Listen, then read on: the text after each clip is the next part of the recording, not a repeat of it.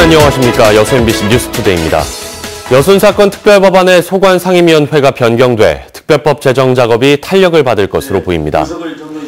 국회 관계자에 따르면 지난 2017년 4월부터 현재까지 발의된 5건의 여순사건 특별법안이 국방위원회에서 행정안전위원회로 이관됐습니다. 한편 여순사건 유족회는 오는 20일 국회 앞에서 기자회견을 연 뒤 문희상 국회의장에게 특별법 제정을 촉구하는 호소문을 전달할 예정입니다. 지역 문화의 발전과 보존을 위한 지방문화원 진흥법에 따라 여수에도 문화원이 설립됐습니다. 여천시와 여천군, 여수시 통합 당시 여천시 문화원의 전세자금 1억 원이 여수시 문화원의 재산으로 귀속됐는데 그 일부를 여수시 문화원장이 유용했다는 의혹이 제기되고 있습니다. 강서영 기자의 보도입니다. 1998년 여수시와 여천시, 여천군이 여수시로 통합되면서 세 개로 나뉘어 있던 문화원도 여수시 문화원으로 하나가 됐습니다. 그 과정에서 생긴 여천시 문화원 건물 전세자금 1억 원은 통합 여수시로 회수되지 않고 여수시 문화원의 재산으로 귀속됐습니다. 귀속된 1억 원은 옛 여천시의 재산으로 분명한 혈세입니다. 그런데 현 여수시 문화원장이 이 혈세의 일부를 개인적 목적으로 유용해왔다는 의혹이 일고 있습니다. MBC가 입수한 여수시 문화원의 법인 통장 내역입니다. 원장은 귀속된 1억 원에서 본인이 의장인 이사회를 통해 2013년과 2014년에 각각 유물구입비 1,500만 원과 시민 목공예 강좌 개설비 2천만 원, 총 3,500만 원을 사용하는 것으로 승인받습니다. 3,500만 원이 입금된 법인 통장을 넘겨받은 원장은 통장을 보통예금으로 전환해 자유롭게 입출금했습니다. 식당, 마트, 항공사 등 생활비뿐만 아니라 지인 선물용으로 구매한 갓김치 결제 내역도 있습니다. 개인이 지불해야 하는 전남도 문화원장 선거공탁금 500만 원도 이 혈세에서 지출됐습니다. 결국 통장에 남은 잔액은 5만 원. 문화원장은 유물 구입 과정의 특수성 때문에 어쩔 수 없었다면서도 정확한 구입 항목에 대한 질문에는 명확하게 대답하지 못했습니다. 이거는 그냥 특이한 상황입니다. 마트에 가서 이거 샀으면 이것에 정가가 다 있을 거 아닙니까? 네. 그런데 유물은 그렇게 못합니다. 사정호, 파시오, 술도 받아주고 해. 그래서 통장이 입출입을 자유롭겠다는 겁니다, 내가. 설사 개인 용도로 지출을 했더라도 돈을 다시 채워 넣으면 문제가 없다는 입장입니다. 이것은 내가 잘못됐다고 했잖아. 입출은 내가 자유롭게 한 것은 저러백만 원에서 내가 이걸 샀다고 인정을 이사해서 내일모레 하니까 한다면은 의무로 내놓고 그렇지 않고 한다면 변제할란다. 여수경찰서는 여수시 문화원장이 이 기금뿐만 아니라 시 보조금도 유용한 것 같다는 제보에 따라 내사에 착수했습니다. MBC 뉴스 강서영입니다. 이처럼 여수시 문화원장이 여천시 문화원의 전세자금 1억 원을 유용했다는 의혹이 제기됐지만 사실상 이를 감사할 외부 기관이나 단체는 없습니다. 지자체 역시 문화원 통합이 너무 오래전 일이라 감사하기가 쉽지 않다는 입장입니다. 이어서 문형철 기자입니다. 1998년 사라진 여천시가 여수시 문화원에 남긴 1억 원의 혈세. 현재 이 돈은 절반밖에 남아있지 않습니다. 현 여수시 문화원장이 3,500만 원을 유용했다는 의혹 이전에 지난 2012년 전 문화원장도 1,500만 원을 지출했기 때문입니다. 당시 문화원장 선거 과정에서 단일 후보 합의가 깨지면서 소송이 제기돼 이를 방어하기 위해 1,000만 원이 쓰였고 원장들의 이 취임식을 위해 추가로 500만 원이 사용됐다는 겁니다.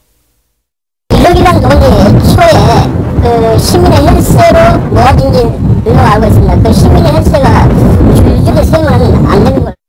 사정이 이런데도 지자체나 광역단체 모두 과거 여천시가 남긴 1억 원에 대해서는 감사 권한이 없다고 말합니다. 문화원의 이제 기금 사용 내역이라든가 그것은 저희들이 이제 감사 사항이 아니기 때문에 이제 도소관이기 때문에 저희 감사 쪽에서는 한계가 있고 또 시간이 오래돼서 아무 어떤 우리가 감사를 해서 원칙할 권한이 없어요. 지금 시간이 너무 어떻게 보면 공소시효가 지났던 거죠. 결국 문화원의 자체 이사회가 감사해야 하는 상황.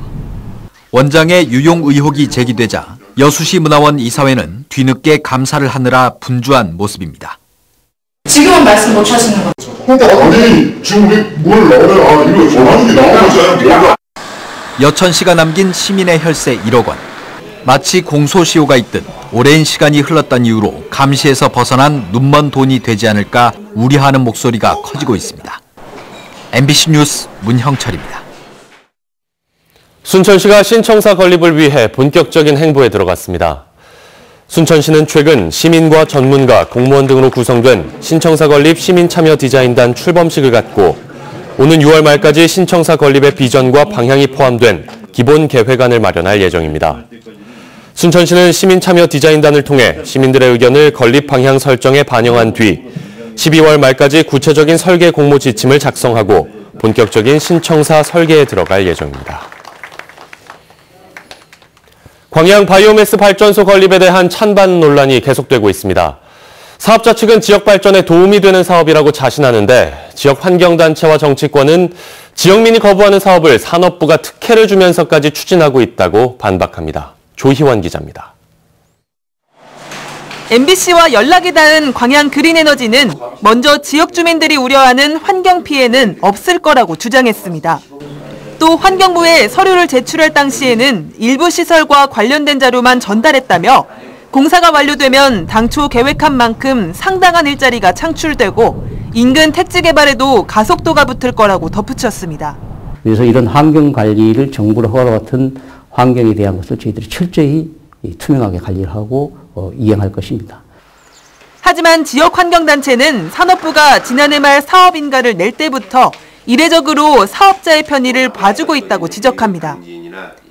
우드 펠렛 발전소를 건설했을 때 받을 수 있는 신재생에너지 공급인증서 가중치를 환경부가 지난해 1.5에서 올해 0.5로 조정했는데 1.5를 적용받을 수 있는 마지막 날 발전소인가를 내줬기 때문입니다. 여기에 최근에는 수개월의 다툼 끝에 만든 협의서 첫 번째 조항에 대기관리지역 지정 및 사업장 배출 총량관리제 도입 결정 후 착공하라고 명시했는데도 불구하고 지난 1월 산업부가 배출 총량제 도입 결정 시기와는 관계없이 오는 6월 30일부터 착공에 들어가도록 허가한 사실이 밝혀졌다는 겁니다. 대기업들이 RPS 제도를 충당하기 위해서 이게 꼭 필요한 사업이거든요.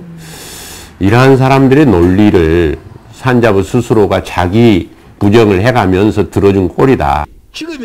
환경단체는 그동안 협의했던 환경 저감 대책이 흐지부지될 가능성을 우려하고 있습니다.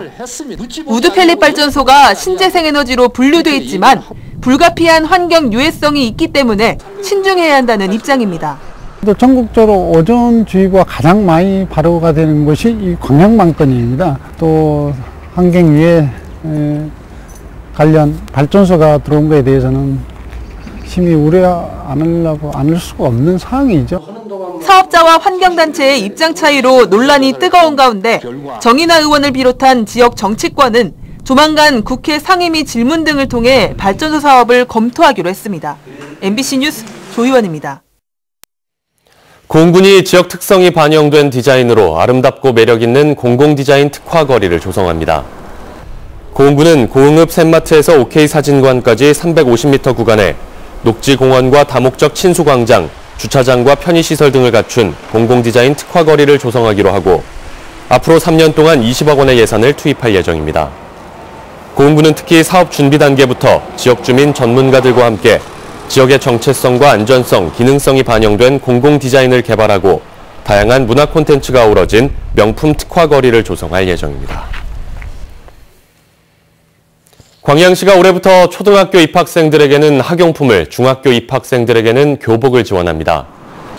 광양시는 신규 교육 환경 개선 사업으로 학부모들의 교육비 부담을 경감하기 위해 초등학교 입학생에게는 학용품을, 중학교 입학생에게는 교복을 지원한다고 밝혔습니다.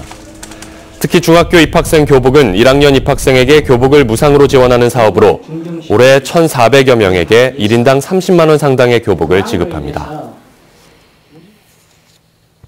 전두환씨가 광주 법정에 나온 날 법원 근처에 초등학생들이 전두환은 물러가라고 외쳤습니다. 이걸 두고 극우단체 회원들이 학교를 찾아가 항의했습니다. 학생들을 선동했다는 주장입니다. 보도에 남궁옥 기자입니다. 지난 11일 낮 광주지방법원 일대 전두환 씨를 기다리는 취재진과 시민들이 북새통을 이룬 가운데 법원 건너편 초등학교에서 내려다보던 아이들이 335 창가로 모여 구호를 외치기 시작합니다. 나흘 뒤인 어제 이 학교 앞에서 항의성 기자회견이 열렸습니다. 보수단체 회원 10여 명은 초등학교 앞에서 기자회견을 열고 교사들이 정치적 중립 의무를 지키지 않았다며 학교 측에 사과를 요구했습니다. 이들은 초등학교 교육 현장의 정치화가 심각하다며 사과가 없으면 학교 측을 고발할 것이라고도 말했습니다. 아이들을 이용해서 자기들의 욕심을 챙기는 이런 악마 같은 어른들을 비판하러 왔습니다. 시민들은 극우단체가 초등학교에 항의 전화를 한 데 이어 기자회견까지 열자 황당하다는 반응을 보였습니다. 어린이들을 정치적으로 이용하는 건 오히려 이들 극우단체라는 겁니다. 본인들이 책에서라든가 어떤 매스컴이라든가 느낀 부분을 회원을 한 거예요. 본인의 선생님들이 시키시는 게 아니라. 5월 단체들은 이런 행위에 정치적 노림수가 있다고 보고 대응을 자제했습니다. 보수 정치 세력의 이제 생존을 위한 전략인데요. 제가 볼 때는 건전한 보수조차도 아마 이 망해가는 그 지름길이라고 봐요. 해당 초등학교 관계자는 아이들이 구호를 외칠 당시는 점심시간으로 교사가 없었다면서 어른이 선동했다는 건 사실이 아니라고 밝혔습니다. 또 학생들이 교과서에서 배워 5.18 민주화운동을 잘 알고 있다며 아이들은 오히려 잘못한 이가 왜 벌을 받지 않는지 궁금해하고 있다고 말했습니다. MBC 뉴스 남궁욱입니다. 여수 수산물 특화 시장의 분쟁 해결을 위해 시민위원회가 구성됐습니다. 여수시는 시민단체 관계자와 대학 교수 등 모두 6명으로 수산물 특화 시장 분쟁 조정 시민위원회를 구성하고 앞으로 회사 측과 상인들의 의견을 들은 뒤 중재안을 마련할 계획입니다. 특화 시장 운영회사와 일부 상인들은 운영진 구성과 공과금 납부 등을 두고 수년째 공방을 이어오고 있으며 지자체의 중재에도 뚜렷한 해법을 찾지 못하고 있습니다. 순천 청암대가 소속 교수를 상대로 한 손해배상 청구 소송에서 패소했습니다. 대법원은 지난 14일 청암대가 이모 교수를 상대로 입시 홍보비를 유용했다며 손해배상을 청구한 사건을 기각했습니다.